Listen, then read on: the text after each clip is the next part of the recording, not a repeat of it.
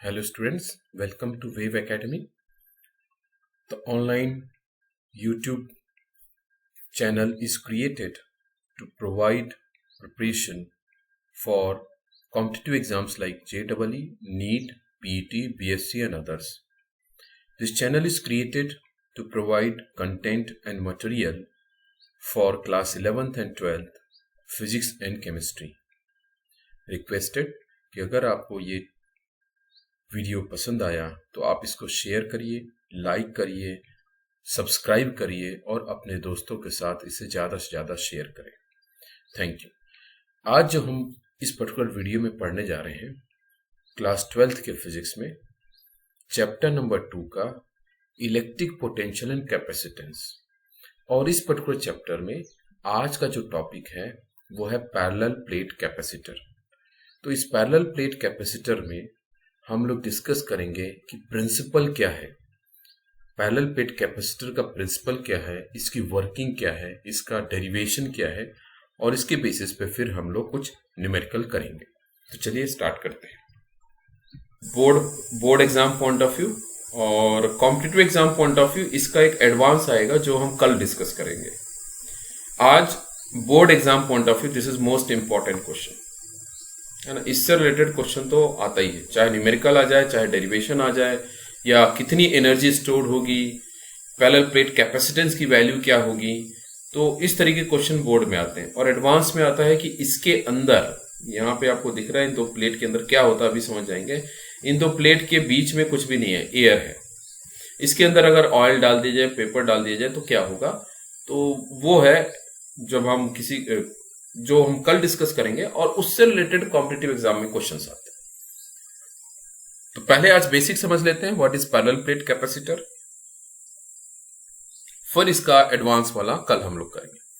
तो parallel plate capacitor से पहले कल हमने डिस्कस किया था कि कैपेसिटर होता क्या है। तो कैपेसिटर एक वो डिवाइस है जिसमें चार्ज को स्टोर किया जा सकता है, चार्ज को स्टोर किया जा सकता है। देखिए, जब मैं आपको अल्टरनेटिंग करंट पढ़ाऊंगा तब आपको पता चलेगा कि जो एसी है, अल्टरनेटिंग करंट, वो स्टोर नहीं किया जा सकता। अल्टरनेटिंग करंट वो स्टोर नहीं किया जा सकता। तो जो भी हम लोग स्टोर करते हैं, जैसे आपके मोबाइल की बैटरी हो गई, या इन्वर्टर है किसी घर में, कन्वर्टर है किसी घर में, या गाड़ी की जो बैटरी होती, जितनी भी बैटरी होती है, वो सभी में जो चार्ज स्टोर होगा वो डायरेक्ट करंट देता है। अब ये डायरेक्ट करंट क्या होता है, अल्टरनेटिंग करंट क्या होता है, वो हम लोग धीरे धीरे समझेंगे उसको। जो आपके घर में आता है करंट वो अल्टरनेटिंग करंट है, एसी है, अल्टरनेटिंग करंट है। और जो मोबाइल की बैटरी से आता है, या जो लैपटॉप या आपका जो डेस्कटॉप है, वो सारे चीज डीसी पे चलते हैं, डायरेक्ट करंट पे चलते हैं, डायरेक्ट करंट होता है। तो डायरेक्ट करंट को स्टोर किया जा सकता है। डायरेक्ट करंट को क्यों स्टोर किया जा सकता है, क्योंकि इन चार्ज को स्टोर कर सकते हैं। चार्ज को कहां स्टोर कर सकते हैं, तो उस डिवाइस का नाम है कैपेसिटर। अब आप बोलेंगे कि फैन तो एसी पे चलता है, तो वहां पे कैपेसिटर कैसे चार्ज को स्टोर कर रहा है। तो वो चार्ज को स्टोर कर रहा है और डायरेक्ट करंट प्रोवाइड करता है, वो अल्टरनेटिंग करंट प्रोवाइड नहीं करता। बहुत स्मॉल टाइम के लिए डायरेक्ट करंट बहुत सारा प्रोवाइड कर देता है। चलिए ये सारी चीज समझेंगे। अभी मेन हमारा जो है पैरेलल प्लेट कैपेसिटर क्या होता है वो हमें समझना है। उसके लिए मैं बोल रहा था कि कैपेसिटर वो डिवाइस है जो चार्ज को स्टोर करता है। और चार्ज को कितना स्टोर करता है, कैसे स्टोर करता है, तो इसके लिए हमने कैपेसिटेंस एक टर्म डिफाइन किया था। और कैपेसिटेंस होता है क्यू, इसका रिलेशन हमने कल देखा था, क्यू अपॉन वी। तो कैपेसिटेंस एक कांस्टेंट है जो ये डिफाइन करता है कि 1 वोल्ट के लिए कितना चार्ज की जरूरत है, ये उसके रिलेशन को बताता है। और इसकी यूनिट हमने डिस्कस की थी। नॉर्मली इसका अगर हम यूनिट निकालें, एसआई यूनिट, तो कूलम पर वोल्ट आना चाहिए। बट हमने कल डिस्कस किया था कि इसका जो प्रैक्टिकल यूनिट है, this is SI unit, that's okay. The practical unit जो यूज होता है वो माइक्रोफैराड है।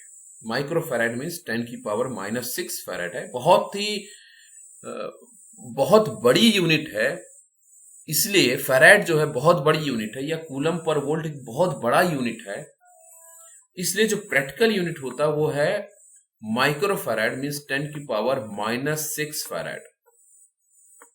और हमने कल देखा था कि एक अर्थ को अगर हम एक कंडक्टर मान ले तो उसमें उसका जो कैपेसिटेंस है, चार्ज स्टोरिंग कैपेसिटी जो है, उसका जो कैपेसिटेंस है वो 711 फैराड है, माइक्रो फैराड, 711 माइक्रो फैराड है।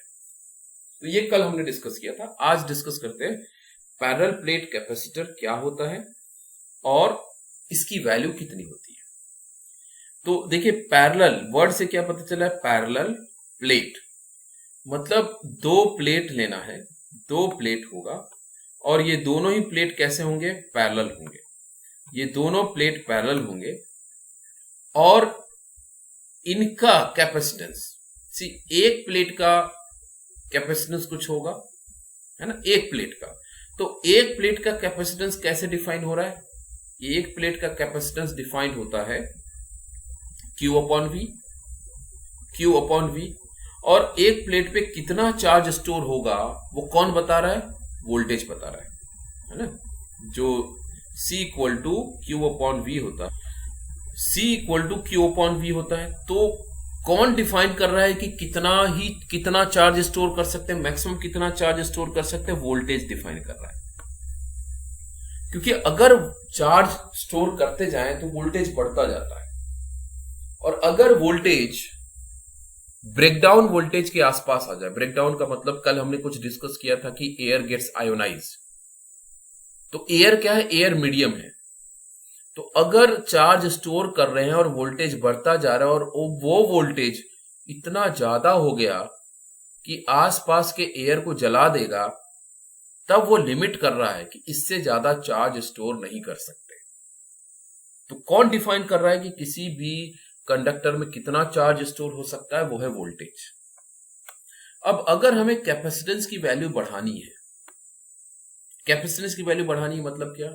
अगर हमें चार्ज स्टोरिंग कैपेसिटी को बढ़ाना है तो हमें इस V की वैल्यू को कम करना पड़ेगा। इस V की वैल्यू को कम करना पड़ेगा। सिंपल है ना, ये रिलेशन से ही पता चल रहा है, C is inversely proportional to V। तो अगर हम V कम कर देते तो कैपेसिटेंस बढ़ जाएगा। तो अब इस V को कैसे रिड्यूस किया जाए? इस V को कैसे रिड्यूस किया जाए? तो यहां देखिए कि अगर मैं एक सिंगल प्लेट लेता हूं, इसकी वैल्यू Q बाय V पे डिफाइन हो जाती है। बट अगर मैं इस सिंगल प्लेट जिसपे चार्ज स्टोर है, इसके पैरेलल में एक न्यूट्रल प्लेट रखता हूं, मैं वर्ड यूज कर रहा हूं, ये एक प्लेट है जिसपे चार्ज स्टोर है और दूसरा एक प्लेट है जो न्यूट्रल है, मतलब जिसके ऊपर चार्ज नहीं है। तो इस न्यूट्रल प्लेट को जब मैं चार्ज्ड प्लेट के पास लाऊंगा तो इसमें पास, इसको टच नहीं करना, इसको कांटेक्ट में नहीं लाना है, पास मिलाना है। और इनके बीच में एयर है, याद रखेंगे, पास मिलाना है। तो प्रिंसिपल ऑफ इंडक्शन यहां पे अप्लाई होता है। क्या होता है?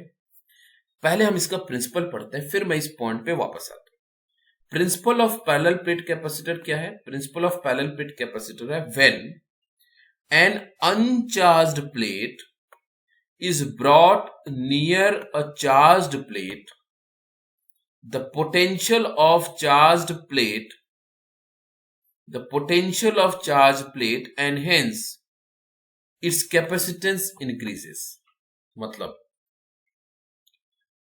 यहां पे ये बोलना चाहते हैं, ये प्रिंसिपल है वो क्या कर रहा है? अगर ये एक चार्ज प्लेट है, इस चार्ज प्लेट का कोई ना कोई V होगा और इसकी वजह से कोई ना कोई C डिफाइन हो जाएगा। C is capacitance, V is potential.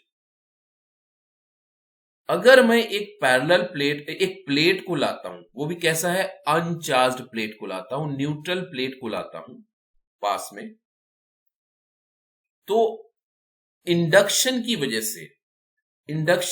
से इस प्लेट के, देखिए, इस साइड, इस सरफेस की तरफ, इस साइड में सारे नेगेटिव इलेक्ट्रॉन आ जाएंगे अब ये नेगेटिव इलेक्ट्रॉन कहां से है? देखिए ये तो प्लेट न्यूट्रल था, पर न्यूट्रल प्लेट में भी तो एटम्स, न्यूट्रल प्लेट भी तो एटम से बना है।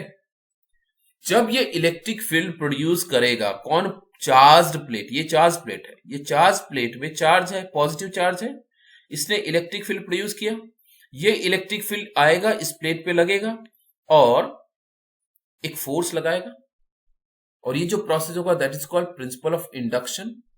इस इंडक्शन से जो एटम के इलेक्ट्रॉन है वो अट्रैक्ट होके इस सरफेस पे आ जाएंगे। ये इलेक्ट्रॉन जाना तो यहां चाहते हैं, ये सारे इलेक्ट्रॉन जाना तो यहां चाहते हैं, बट बीच में कौन है? एयर है। ये अट्रैक्ट कर रहा है इलेक्ट्रॉन को, but electron can not travel because air है। और एयर क्या होता है? एयर इंसुलेटर होता है। इंसुलेटर क्या होते हैं? Insulator are those material which do not conduct, जो चार्ज को कैरी नहीं करते, उन्हें इंसुलेटर कहते हैं। तो एयर एक इंसुलेटर है। इसी तरीके से आप वायर देखिए, वायर के ऊपर जो प्लास्टिक रैपिंग होती है ना, वायर अंदर है ना, मेटालिक वायर अंदर होता है, ऊपर से आपको क्या दिख रहा है? पीवीसी दिख रहा है या प्लास्टिक की रैपिंग दिख रही है, वो जो है वो क्या है? इंसुलेटर है। तो इंसुलेटर क्या करता है? चार्ज को फ्लो नहीं होने देता। तो ये जो इलेक्ट्रॉन है, इवन तो ये सारे इलेक्ट्रॉन चाहते हैं कि हम इधर चले जाएं, अपने दोस्त के पास चले जाएं, बेस्ट फ्रेंड फॉरएवर के पास चले जाएं, but they can not travel क्योंकि इसके बीच में एयर है। तो ये क्या करेंगे? ये सारे के सारे इस तरफ कॉन्सेंट्रेट हो जाते हैं कि कब तुम आओगे, मैं तुमसे मिलूंगा। ये सारे के सारे इस तरफ कॉन्सेंट्रेट हो गए। अब यहां सोचिए कि सारे इलेक्ट्रॉन इधर आए हैं, तो इस जो इलेक्ट्रॉन जहां से आए वहां के जो पॉजिटिव होंगे वो इसके अपोजिट सरफेस पे चले जाएंगे, मतलब इस साइड इस प्लेट पे आ जाएंगे, इस प्लेट पे आ जाएंगे सारे पॉजिटिव, क्योंकि सारे इलेक्ट्रॉन अगर इधर गए तो सारे जो पॉजिटिव प्रोटॉन होंगे वो इस तरफ होंगे। अब देखिए इस तरफ, ये क्यों यहां आए? रिपल्शन की वजह से, क्योंकि ये पॉजिटिव है ये भी पॉजिटिव है, तो रिपेल करके ये इस सरफेस पे आ गए। बेसिकली ये जो पॉजिटिव है ये तो इतना दूर जाना चाहते हैं, इसका तो चेहरा भी नहीं देखना चाहते, इतना दूर जाना चाहते। कहां जाना चाहते हैं? ये इंफिनिटी में जाना चाहते हैं, बट क्यों नहीं जा सकते? क्योंकि बीच में एयर है, एयर इंसुलेटर है, वो इन चार्ज को जाने नहीं देता। ये चार्ज दूसरा कहां जाना चाहेंगे? ये चार्ज जाना चाहेंगे अर्थ में। ये जो सिंबल है, ये जो सिंबल बनाया है, ये सिंबल होती है अर्थिंग की। अर्थिंग क्या होता है? अर्थिंग, अर्थ से किसी भी बॉडी को कनेक्ट कर देंगे, कोई भी इलेक्ट्रिकल डिवाइस के बॉडी को अगर अर्थ से कनेक्ट कर देंगे तो उसको बोलते हैं अर्थिंग। देखिए आप सभी के घर में कूलर है, और कूलर की जो बॉडी है वो मेटल की है ना, लोहे की है या टीन की है। तो कई बार ऐसा होता है कि कुछ करंट लीक होता है, कहीं ना कहीं वायर कट हो जाता है थोड़ा बहुत और करंट लीक करने लगता है। तो कई बार ऐसा होता है कि अगर हम कूलर के बॉडी को टच करें तो शॉक लगता है।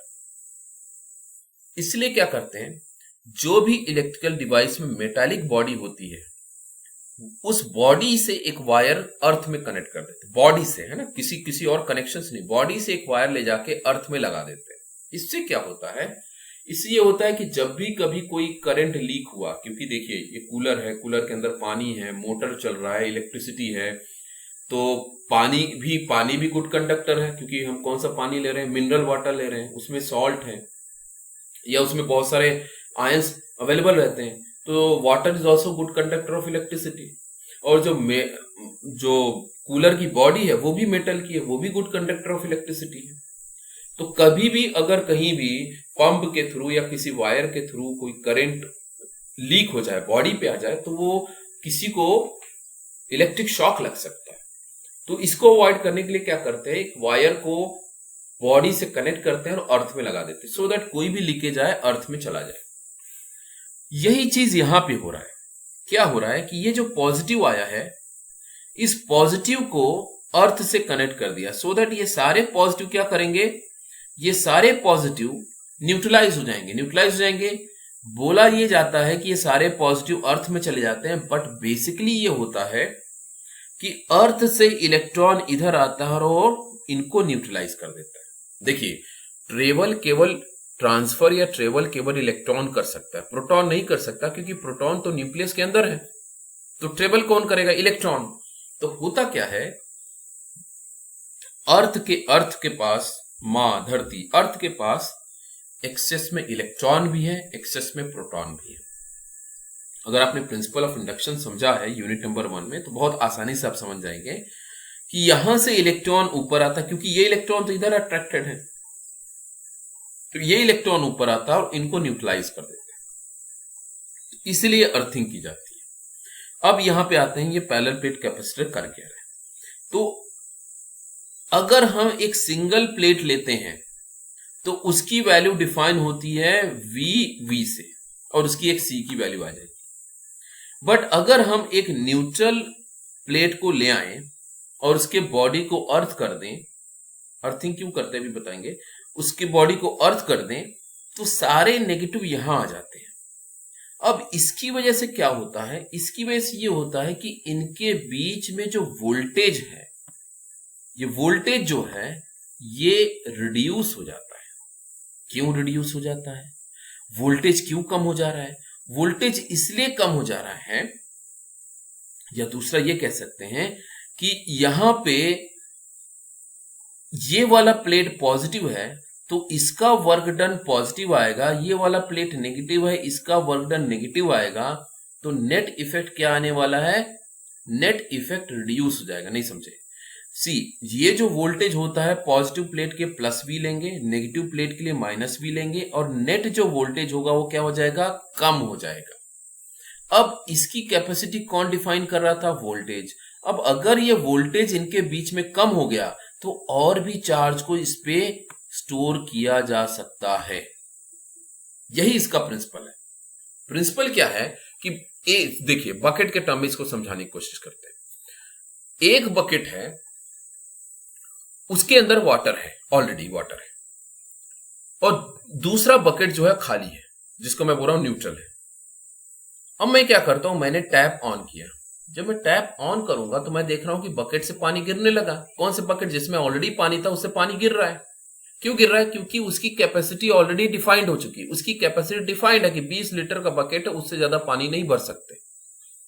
तो मैंने क्या किया, एक खाली बाल्टी लाया, और मैंने क्या किया, खाली जो बाल्टी है उसमें जो भरी वाली बाल्टी, उससे मग से कुछ पानी ले जाके मैंने खाली बाल्टी में डाल दिया। इससे क्या हुआ कि जो भरी बाल्टी थी उसमें वाटर का लेवल कम हो गया। मतलब क्या हो गया, वोल्टेज कम हो गया। वाटर का लेवल कम हुआ मतलब वोल्टेज कम हुआ। इसका मतलब क्या हुआ, और चार्ज को स्टोर कर सकते हैं, मतलब और पानी भरा जा सकता है। यही चीज यहां पे हो रहा है पैरेलल प्लेट कैपेसिटर में, यही किया जा रहा है कि एक प्लेट की कैपेसिटी वोल्टेज से डिफाइन हो गई। अगर इस वोल्टेज को कम कर दिया जाए तो और चार्ज को स्टोर किया जा सकता है। इस वोल्टेज को कैसे कम किया जा सकता है, इस तरीके से किया जा सकता है। सिंपल, एक और प्लेट लाया, वो न्यूट्रल, उसमें चार्ज रखने की जरूरत नहीं, क्योंकि अगर हम चार्ज रखने लग गए तो हमारा प्रिंसिपल एप्लीकेबल नहीं हुआ। ये हम एक अनचार्ज प्लेट लाते हैं, इसके पास में ले आके रख देते हैं, जिससे इसकी कैपेसिटी बढ़ गई। यही पैरेलल प्लेट कैपेसिटर है, जो जहां पे हम C की वैल्यू Q/V लेते हैं। अब इसका मैं डेरिवेशन समझाता हूं फिर, और ये ज्यादा क्लियर हो जाएगा। Let Q is charge on plates, इसके ऊपर Q चार्ज है, हैविंग इनफाइनाइट एरिया A, दोनों का एरिया इनफाइनाइट मान लिया, derivation point of view infinite मान लिया, and are separated by a small distance D, और ये दोनों ही प्लेट स्मॉल डिस्टेंस D से सेपरेट किए गए। अच्छा, ये D की वैल्यू बढ़ जाएगी तो क्या होगी, कम हो जाएगी तो क्या होगी, अभी हमें ये रिलेशन या डेरिवेशन में समझ में आएगा। तो देखिए क्या दिया गया है कि दो प्लेट हैं, दोनों प्लेट का एरिया A है, इन दोनों प्लेट को बहुत स्मॉल डिस्टेंस D से सेपरेट किया गया है, और जो चार्ज प्लेट है उसके ऊपर टोटल चार्ज Q है। अब हमें मालूम है C = Q/V, ये हमारे पास रिलेशन है, capacitance is equal to Q/V। अब इस रिलेशन को देखते हैं तो कैपेसिटेंस की वैल्यू बढ़ सकती है अगर चार्ज को बढ़ाया जाए, पर चार्ज इसलिए नहीं बढ़ाया जा सकता क्योंकि वोल्टेज जो है, वोल्टेज इतना ज्यादा हो जाएगा कि आसपास का एयर बर्न होने लगेगा, आयोनाइज होने लगेगा, और जो चार्ज है वो लीक होने लगेगा। तो कोई फायदा ही नहीं हुआ कि बाल्टी में पानी भर चुका है और पानी डालेंगे तो नीचे ही गिर रहा है। इसी तरीके से कंडक्टर में चार्ज भर चुका है और आप चार्ज डालेंगे तो लीक आउट हो जाएगा। कौन डिसाइड कर रहा है, V। तो अगर V को कम किया जा सके, V की वैल्यू को कम कर सके, तो कैपेसिटेंस की वैल्यू को और बढ़ाया जा सकता है। तो ये दो पैरामीटर है, मतलब मुझे चार्ज को बढ़ाना है और उसके लिए मुझे वोल्टेज को कम करना है। तो उसके लिए देखिए क्या है, ये मैंने यहाँ पे डायग्राम बनाया है। देखिए ये चार्ज प्लेट है जिसके ऊपर चार्ज Q है, और ये एक न्यूट्रल प्लेट है। न्यूट्रल प्लेट में आपको माइनस और प्लस दोनों दिख रहा है। क्यों माइनस और प्लस दिख रहा है? दोनों d डिस्टेंस से सेपरेट किए गए। यहां से इलेक्ट्रिक फील्ड लाइंस निकलती हैं, इलेक्ट्रिक फील्ड लाइंस निकल रही हैं, और ये इलेक्ट्रिक फील्ड लाइंस इस अनचार्ज प्लेट पे आती हैं और इस अनचार्ज प्लेट के इलेक्ट्रॉन को अपनी तरफ अट्रैक्ट करती हैं। तो इलेक्ट्रॉन यहां अट्रैक्ट होंगे, इलेक्ट्रॉन यहां अट्रैक्ट होंगे, तो जो पॉजिटिव चार्ज है वो रिपेल होके दूसरे सरफेस पे, प्लेट के दूसरे सरफेस पे चले गए। अब सपोज इस प्लेट का जो इलेक्ट्रिक फील्ड है, इस प्लेट का इलेक्ट्रिक फील्ड E1 है और इसका E2 है, तो टोटल इलेक्ट्रिक फील्ड क्या होगा? E1 plus E2, E1 plus E2। यहां थोड़ा ध्यान दीजिए, अगर ये पॉजिटिव को नहीं हटाया गया तब क्या होगा? ये पॉजिटिव को अगर हमने नहीं हटाया तब क्या होगा?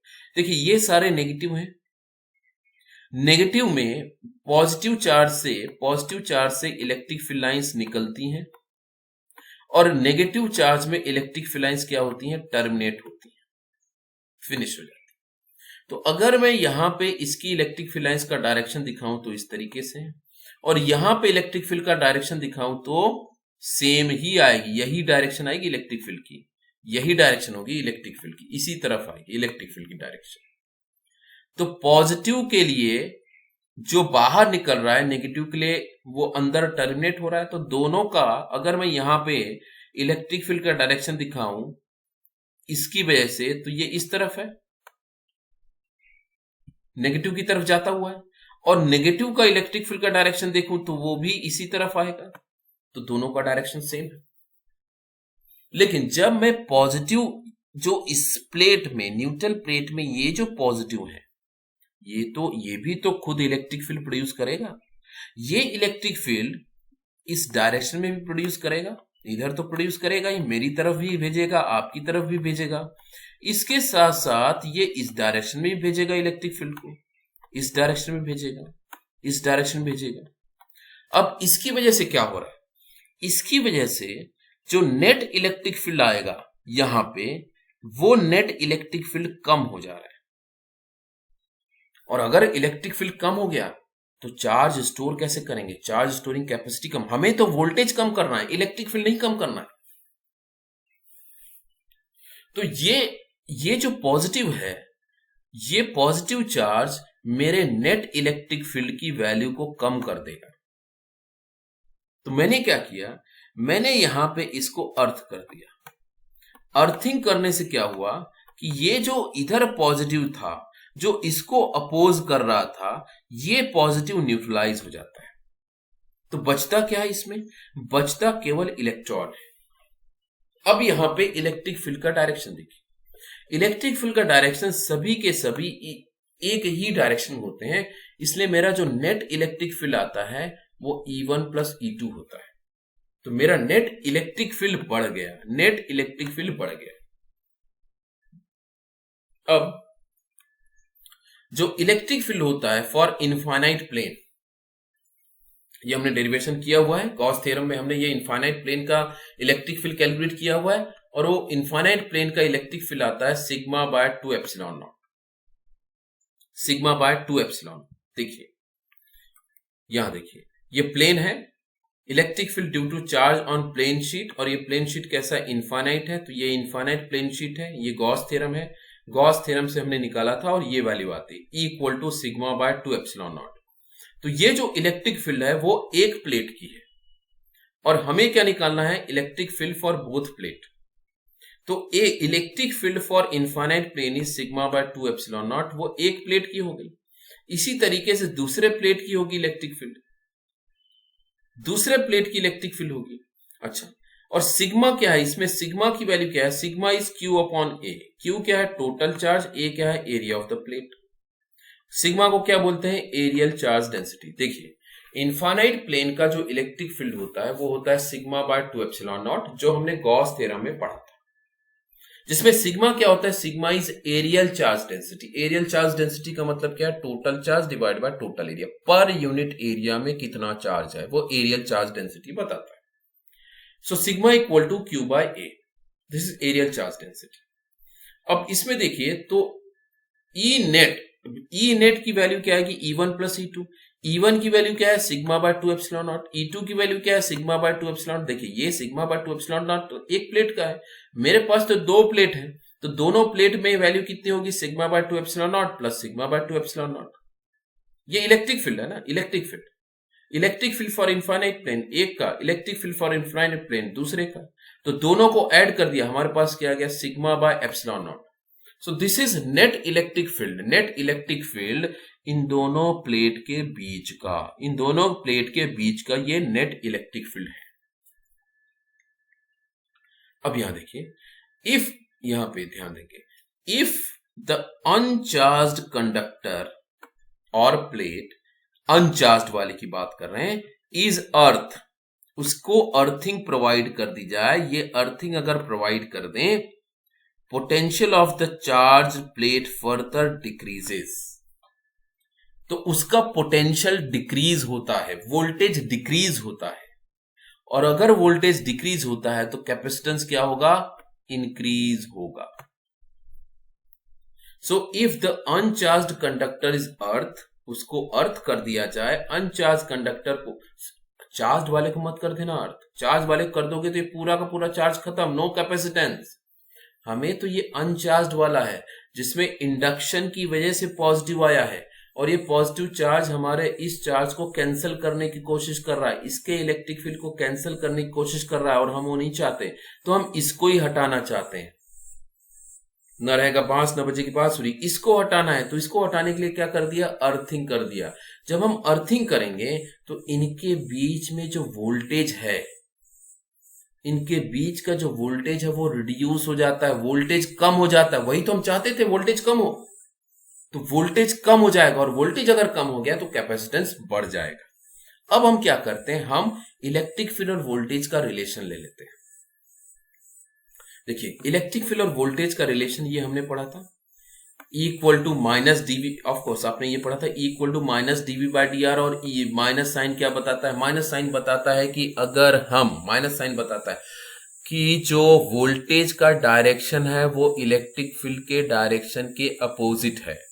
माइनस साइन यही बताता था, वोल्टेज का डायरेक्शन इलेक्ट्रिक फील्ड के डायरेक्शन के अपोजिट है। ठीक, तो यहां से हमें डीवी बाई डी आर मिलता है, यहां मैंने उसको डीवी बाई डी आर को वी बाय एक्स ले लिया, वी इज वोल्टेज, एक्स जो है डिस्टेंस है, वो भी यही था, dV small voltage, d r small distance, उसको मैंने लिख दिया वी बाय एक्स। अब अपने रिलेशन के लिए, अपने कैपेसिटर के लिए एक्स की वैल्यू है डी, डी क्या है, distance between two plates, distance between two plates, और हमें क्या मेजर करना है, वोल्टेज डिफरेंस। वोल्टेज क्या होता है, voltage is potential difference between two points, तो एक पोटेंशियल यहां ले रहे हैं, दूसरा पोटेंशियल यहां रहे हैं, इन दोनों के बीच का difference is called potential difference. ये पोटेंशियल डिफरेंस हमें चाहिए, इन दोनों प्लेट के बीच का जो पोटेंशियल होगा, उनका जो डिफरेंस होगा, वही तो वोल्टेज हुआ। तो ये वोल्टेज जो है, ये जो वोल्टेज है, voltage V by d is electric field equal to V by d. तो यहां से V की वैल्यू क्या मिल गई, E इंटू डी। यहां देखिए V की वैल्यू क्या मिल गई, E इंटू डी। अब मैं क्या कर रहा हूं, अब मैं कैपेसिटेंस की वैल्यू कैलकुलेट करता हूं, which is equal to Q by V। ये कैपेसिटेंस का फॉर्मूला है, Q की वैल्यू, Q बाय V की वैल्यू यहां से रख दी, V की वैल्यू यहां से रख दी, E इंटू डी। अब E की वैल्यू हमने ऊपर निकाली है, दोनों प्लेट का E के वैल्यू निकाल लिया है, सिग्मा बाय एप्सिलॉन नॉट। ये सिग्मा बाय एप्सिलॉन नॉट की वैल्यू यहां रख दी, सिग्मा बाय एप्सिलॉन नॉट की वैल्यू यहां रख दी, कहां पे, E की जगह। तो क्या आ गया, Q by sigma by epsilon not into D. ये एप्सिलॉन नॉट ऊपर गया, सो Q epsilon not by sigma into D. और इस Q की वैल्यू को देखिए, यहां से देखते हैं, हमने अभी डिफाइन किया था सिग्मा, और सिग्मा क्या है, sigma equal to Q upon A, और अगर मुझे Q चाहिए तो सिग्मा इंटू ए। मैंने यही चीज किया, क्यों किया अभी समझ में आ जाएगा। ये आ गया Q epsilon naught sigma by sigma into D, और Q की वैल्यू क्या है, सिग्मा इंटू ए। तो मैंने यहाँ पे Q की जगह क्या रख दिया, सिग्मा इंटू ए। इसको रखने से क्या होता है, ये सिग्मा और नीचे वाला सिग्मा, ये जो सिग्मा था वो कैंसल आउट हो जाता है। तो हमें कैपेसिटेंस की वैल्यू क्या मिलती है, epsilon naught A by d. तो ये कैपेसिटेंस की वैल्यू मिलती है। ये कैपेसिटेंस की वैल्यू किसकी है, ये कैपेसिटेंस की वैल्यू है दो पैरेलल प्लेट को अगर हम पास में रखें, कितने डिस्टेंस पे रखें, डी डिस्टेंस पे रखें, जिसका एरिया ए है और उनके बीच में कौन है, एयर है, तो उसकी जो कैपेसिटेंस की वैल्यू है वो epsilon naught A by d होती है। अब इस कैपेसिटेंस की वैल्यू देखिए, ये वोल्टेज पे डिपेंड नहीं कर रहा है, यहां देखिए कोई वोल्टेज नहीं है, ये वोल्टेज पे डिपेंड नहीं कर रहा है। तो आप इस पे जो चार्ज स्टोर कर रहा है, वो चार्ज कितना स्टोर करना है वो डिफाइन करता है epsilon naught A and D. Epsilon not क्या है, permittivity of medium between plate, A area of the plate and D is distance between plate. So the capacitance of parallel plate capacitor can depends और can be increased. किससे, area को बढ़ा दो। Plate का area simple है ना भाई, plate का एरिया जितना बड़ा करेंगे, बाल्टी का साइज जितना बड़ा करेंगे उतना ज्यादा पानी स्टोर हो सकता है। प्लेट का एरिया जितना बड़ा करेंगे उतना ज्यादा चार्ज रख सकते हैं। दूसरा, डिस्टेंस बिटवीन प्लेट, यहां पे जो दूसरा प्लेट है, ये दोनों प्लेट के बीच का जो डिस्टेंस है उसको जितना स्मॉल रखेंगे, डिनोमिनेटर में ना, उनको जितना पास लाएंगे, प्लेट को देखिए टच नहीं करना है, प्लेट को कांटेक्ट में नहीं लाना है, टच नहीं करना है, उनको एक दूसरे से सेपरेट ही रखना है, बट जितना पास लाएंगे उतना कैपेसिटेंस बढ़ेगा। और तीसरा क्या है, परमिटिविटी ऑफ मीडियम, तो area increases, capacitance increases, D decreases, capacitance increases. Permittivity of medium, अगर परमिटिविटी ऑफ मीडियम को इंक्रीज किया जाए, कैपेसिटेंस इंक्रीज होता है, कैपेसिटेंस इंक्रीज होता है। और कल हमने ये भी डिस्कस किया था कि अगर आप वैक्यूम लेंगे तो वैक्यूम में इनफाइनाइट चार्ज स्टोर हो सकता है, क्योंकि उसकी जो परमिटिविटी है वैक्यूम की, अगर हम बात करें तो वो इनफाइनाइट चार्ज को स्टोर कर सकता है, क्योंकि वो वहां पे आयोनाइज करने के लिए कुछ रहता ही नहीं। तो ये कैपेसिटेंस की वैल्यू है फॉर पैरेलल प्लेट कैपेसिटर। कितना आया, epsilon naught A by d. कैसे आया देखिए, प्रिंसिपल क्या है, प्रिंसिपल ये बोलता है कि जब भी एक चार्ज प्लेट के पैरेलल में एक अनचार्ज प्लेट लाया जाएगा, अनचार्ज प्लेट को बहुत पास लाया जाएगा, तो इसके बीच का जो पोटेंशियल है, potential of charge plate decreases and hence it's capacitance increases. Potential यहां पे डिक्रीज होगा और जो कैपेसिटेंस होगा वो इंक्रीज होगा। ये प्रिंसिपल है, और किस तरीके से डिक्रीज होता है, किस तरीके से इसका रिलेशन बनता है, वो चीज हमने अभी डिस्कस कर लिया।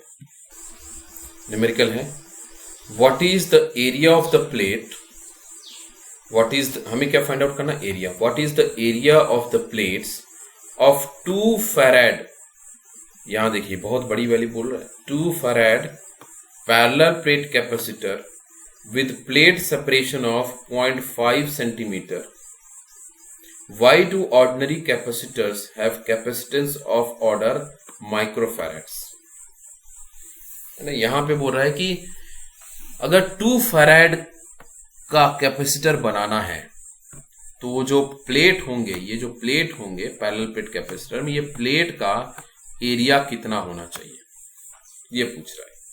जहां पे इनके बीच का जो डिस्टेंस वो दे रखा है उसने 0.5 सेंटीमीटर, और फिर पूछता है why do ordinary capacitors have capacitance of the order microfarad. Normally जो हमारे पास कैपेसिटर आता है वो माइक्रोफैराड में क्यों यूनिट होता है, ये हमने कल डिस्कस किया था।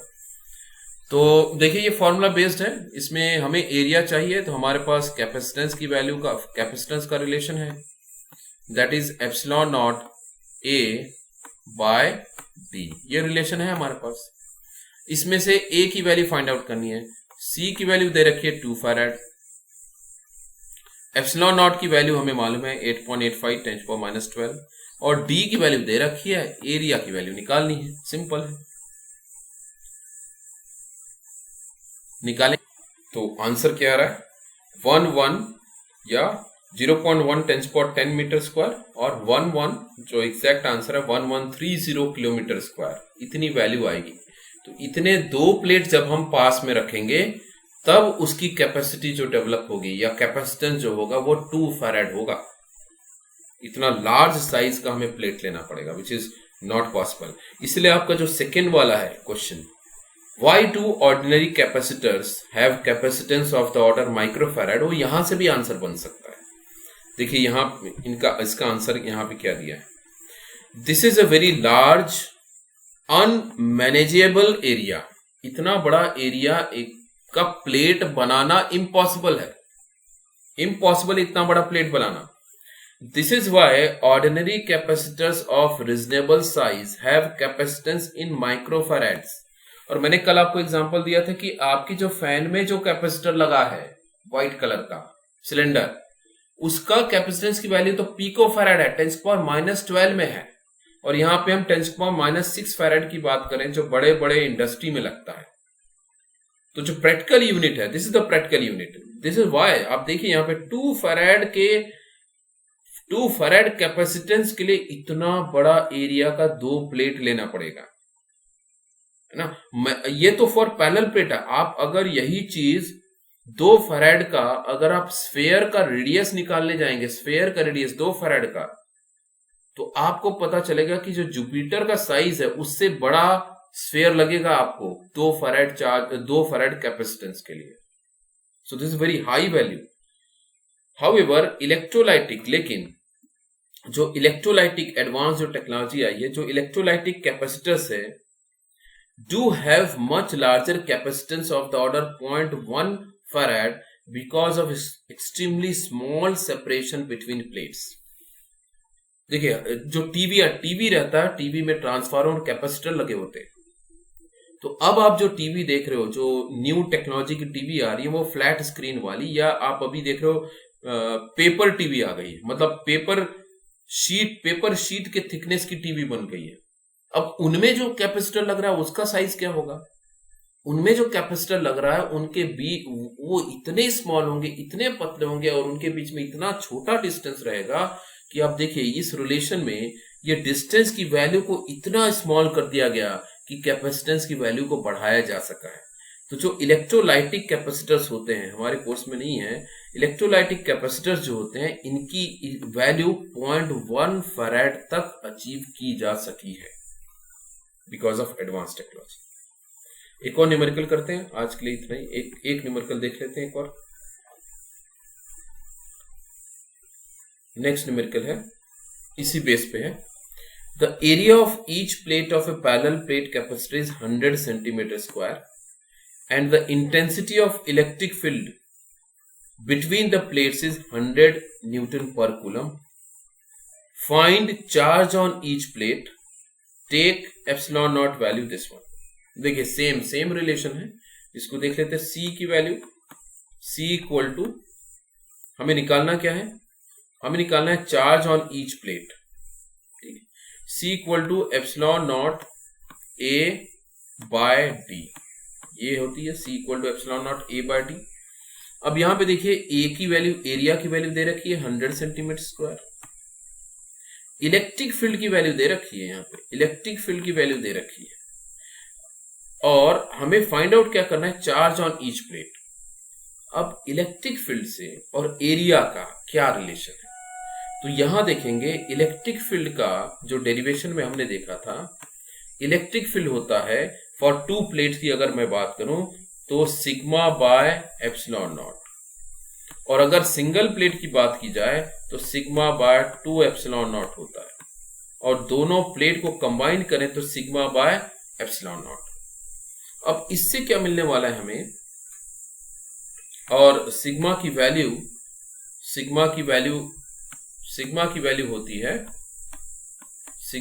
होती है क्यू बाय ए। अब हमारे पास इस रिलेशन में ई की वैल्यू है, एप्सिलॉन नॉट की वैल्यू है, देखिए एप्सिलॉन नॉट की वैल्यू दे रखी है, ई की वैल्यू दे रखी है, इससे हमें सिग्मा की वैल्यू मिल जाएगी। और हमें निकालना क्या है, find charge on each plate. तो सिग्मा की अगर वैल्यू आ गई, चार्ज की वैल्यू रखेंगे, एरिया की वैल्यू दे रखी है, तो आपको चार्ज एरिया की वैल्यू दे रखी है, सिग्मा की वैल्यू हम यहां से निकाल लेंगे, तो हमें यहां से चार्ज की वैल्यू मिल जाएगी। सिंपल, निकालिए।